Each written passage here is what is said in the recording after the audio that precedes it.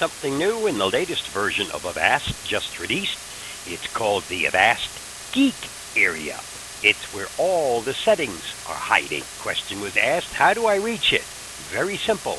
Open up the Avast user interface. Once it's opened, click on Menu, then click on Settings, then click on Search, and now type into this area Geek:*area. Hit the Enter button. You can now close this because you've now reached the Geek area. And as you can see, lots and lots of settings. Suggestion is, if you're not a geek, leave this area alone and stick with the default settings.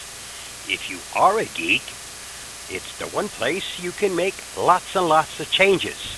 Just don't make the wrong changes. Remember, this is what protects you against all those nasty dangers out on the internet. Stay safe, be free. I hope this helps.